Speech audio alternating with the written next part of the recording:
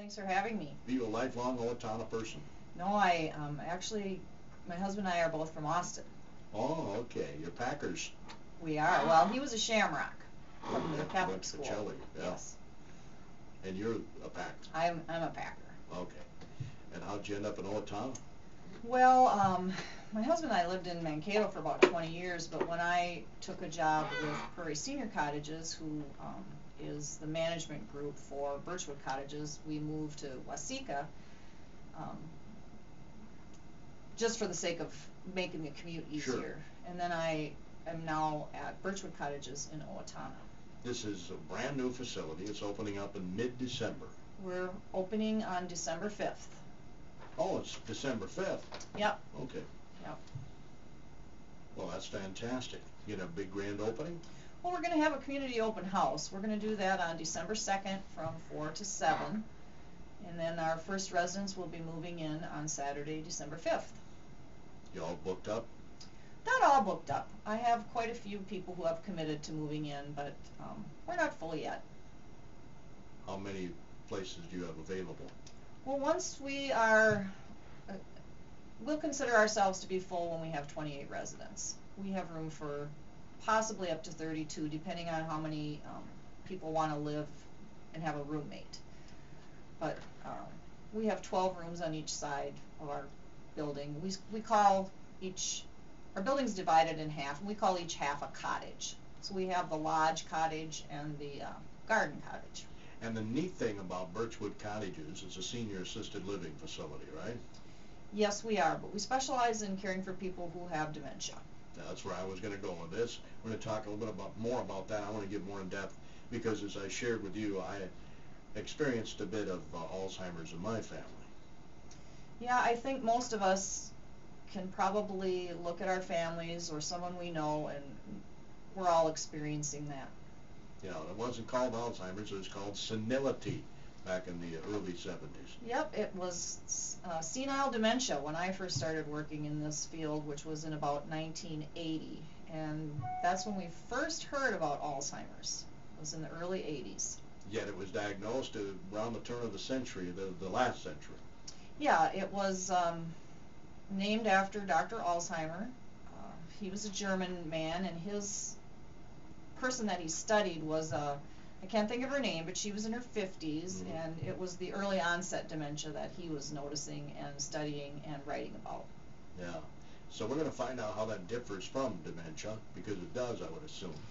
Well, dementia is the umbrella term. You know, all people who have Alzheimer's disease have dementia, but Alzheimer's disease is only one kind of dementia. There are possibly about 100 causes for dementia. Alzheimer's is the most common type. About 51% of dementia is Alzheimer's disease. The second most common is the dementia with Lewy body. Oh, wow.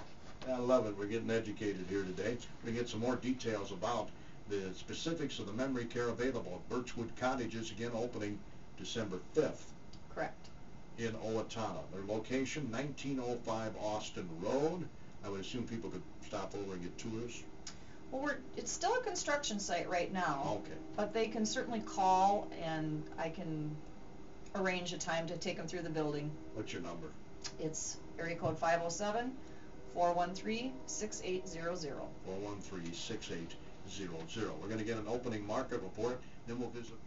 Again, Julie Wood is with us. She's the director of Birchwood Cottages. How long have you been with this, Julie?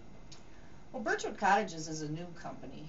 We're affiliated with Prairie Senior Cottages. I've been with Prairie Senior Cottages for about 3 years, and I have a couple years of experience prior to that in this same business. Chatting a little bit off the air there, you were saying that Birchwood Cottages deals specifically with memory care. All your patients are memory care patients. That's all we do. We don't offer independent senior living or assisted living in its traditional sense. We specialize in memory care. Which is good because, as I mentioned earlier, there truly is a shortage.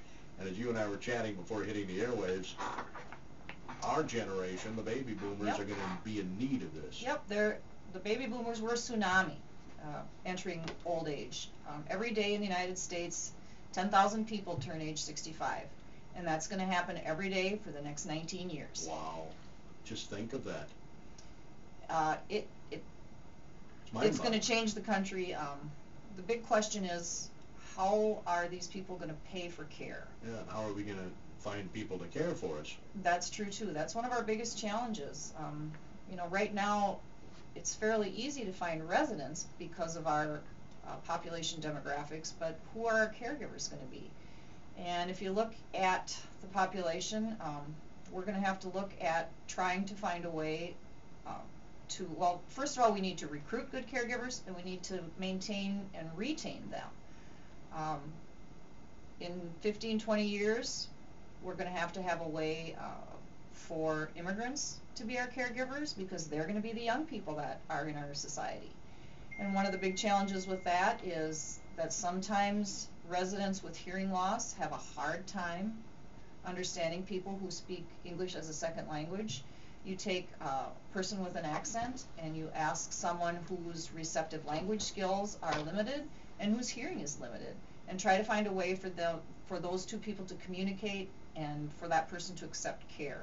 It is going to be a challenge. Yeah, and specifically in this, I don't know how to describe this other than to tell you that I had a sister that worked in nursing home care, and she was basically attacked by an Alzheimer's patient years back, grabbed her hair, dragged her down to the ground. She had to yell for help, kind of thing.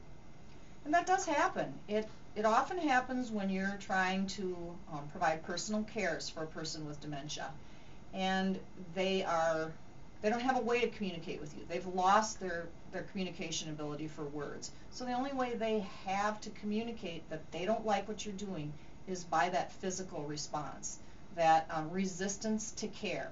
But think about it. Someone comes into your room, you don't recognize them, you don't know them, and they say, come on, we're going to go take your clothes off and take a shower. How receptive would you be to that? Yeah, that's true. And I did hear the story of a friend of mine whose father had Alzheimer's, and they had to take the mirrors out of his room because he would see himself in the mirror and he wouldn't know it was him, and he'd start punching the mirror and end up with bloody hands. He pictures himself at a younger age. And actually, I sort of do that too when I look in the mirror. I think, who's this old person? Yeah, well, I've been there too. But they picture themselves as they were at a younger age. So that person in the mirror is a stranger to them, and they don't understand why they're in the room. So those are some of the things that families have to deal with. What is the first signs of Alzheimer's? Well, the first sign of Alzheimer's is short-term memory loss. But like I said, like we talked about briefly before, Alzheimer's isn't the only kind of dementia.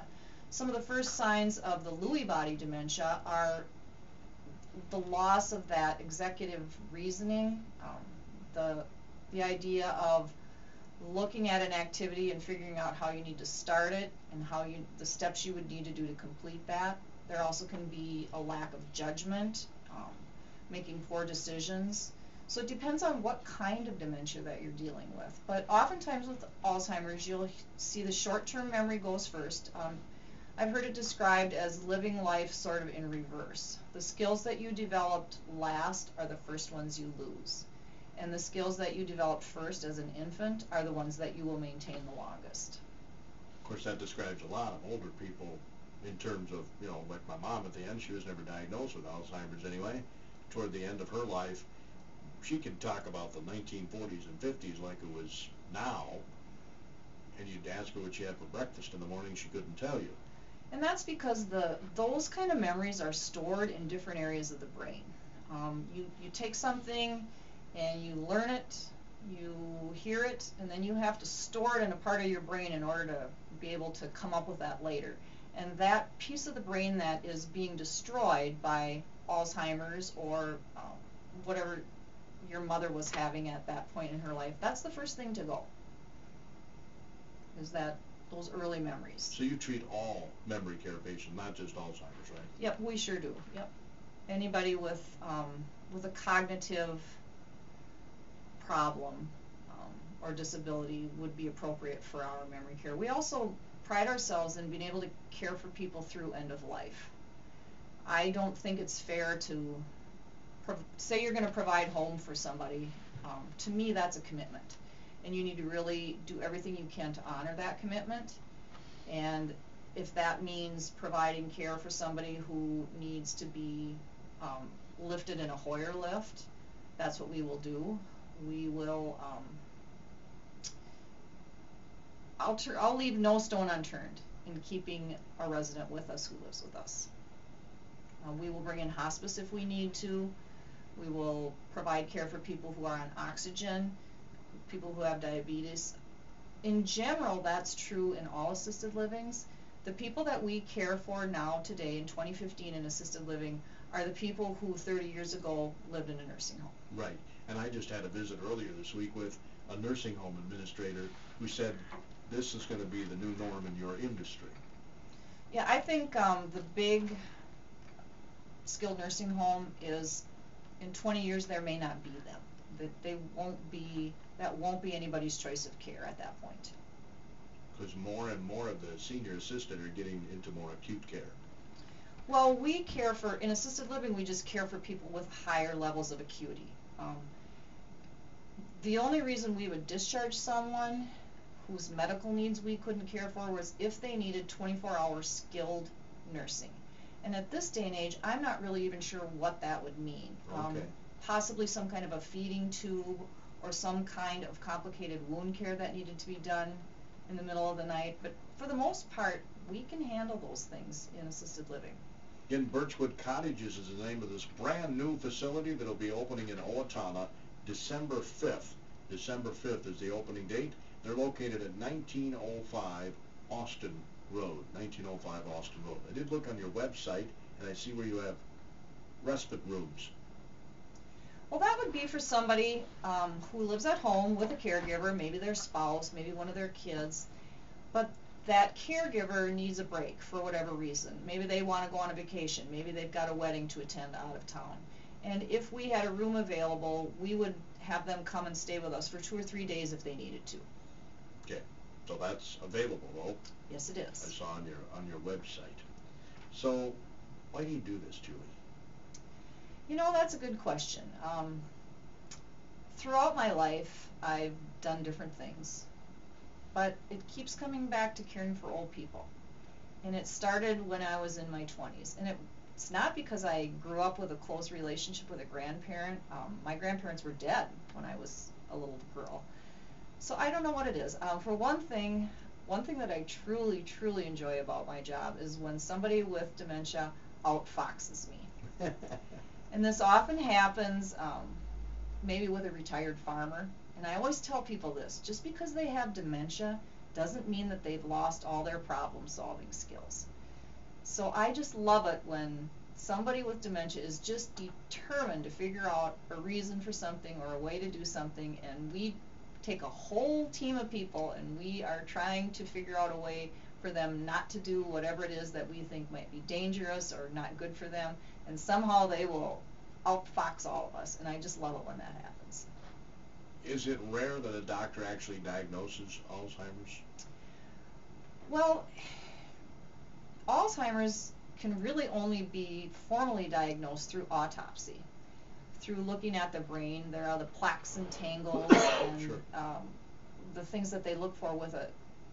But they have to physically see the brain in order to do that. And so most dementias are diagnosed through a look at what the symptoms are.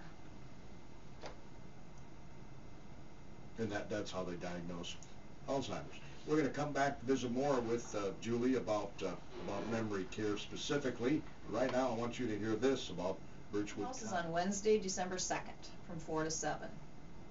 What are you going to have going on there?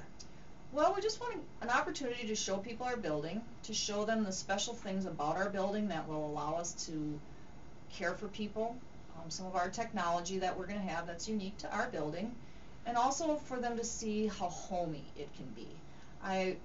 That's what I'm always going for in our cottages, is to make them homey. If someone comes in to look at our cottages, that's what I want to hear. I don't want to hear, oh my gosh, this building is so beautiful. I want to hear, this feels like home. And that's different to every person. It is, but I think there are some things that are common for all of us when we think of home. At our cottage, we want a lot of our activity and a lot of our day centered around what goes on in the kitchen, because that's what people are used to.